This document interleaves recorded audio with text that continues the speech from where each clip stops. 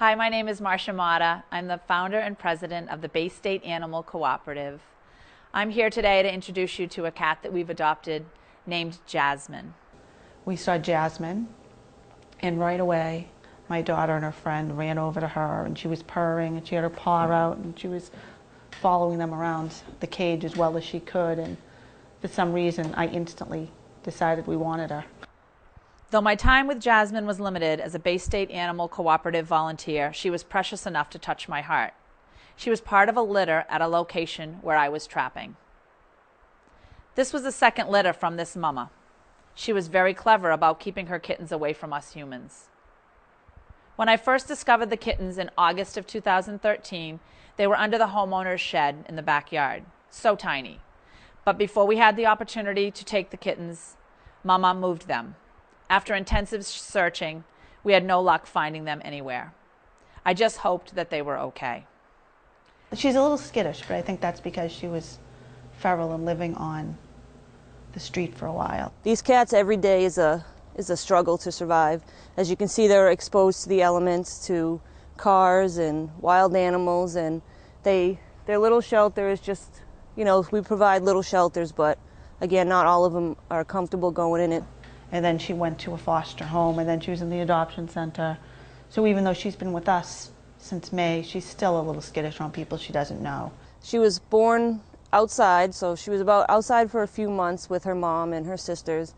And when we trapped her, it was just going to be a trap neuter release, but then the more, she was examined, they noticed that she had a club foot, and the survival rate for a cat with a club foot is not very high. So as part of our no-kill mission, we took her in and we rehabilitated her, and she became a sweet cat.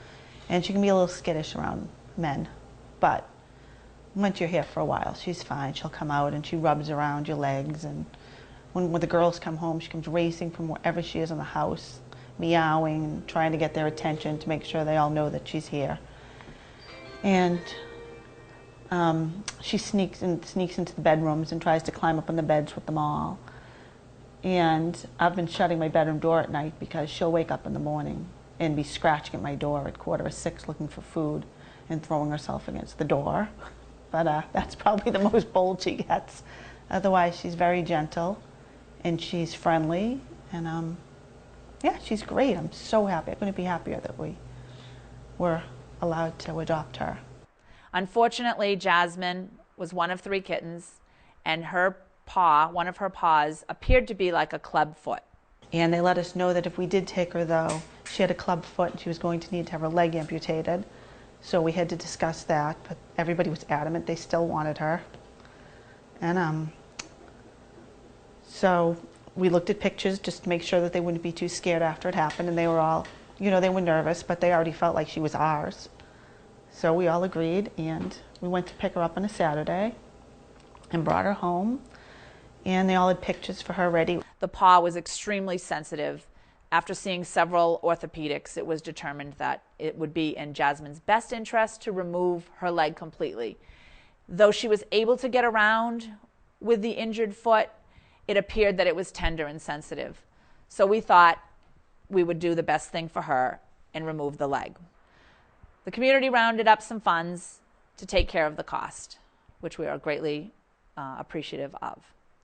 So Jasmine had her leg removed just a few weeks ago, and as you can see in these pictures, I think we have several of her leg that's gone, but they're a little hard to see, but she's very, very content now. She adjusted very well to the removal of her leg, and she is back to her place in front of the door, looking outside, which they call her favorite place.